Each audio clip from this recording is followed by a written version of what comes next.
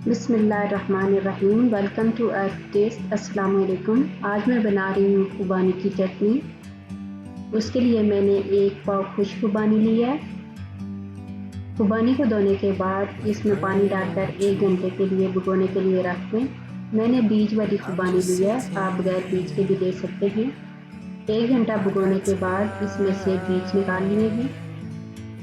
अब एक पैन में खुबानी और पानी डालकर इसको तेज़ आंच पर 15 मिनट के लिए पकने के लिए रख दें। काइंडली हमारे चैनल को सब्सक्राइब कीजिए और बेल आइकन को दबाना ना भूलिएगा और अपने फ्रेंड्स और फैमिली में शेयर करें।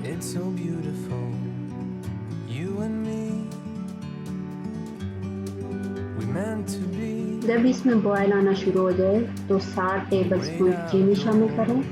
मैं ब्राउन चीनी इस्तेमाल कर रही हूँ, आप वाइट चीनी भी इस्तेमाल कर सकते हैं।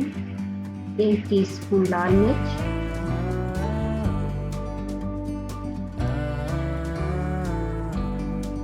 1 दालचीनी का टुकड़ा, 1 टीस्पून नमक और 1 टीस्पून जीरा शामिल करके पकने दें।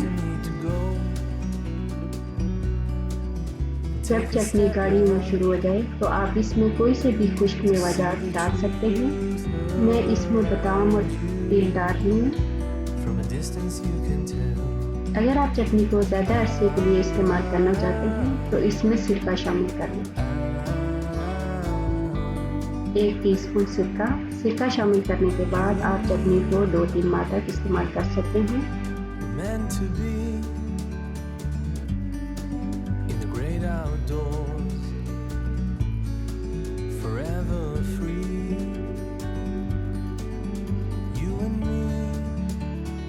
अब मैं दालचीनी के टुकड़े को बाहर निकाल रही हूँ। मैंने सिर्फ इसको खुशबू के लिए डाला था।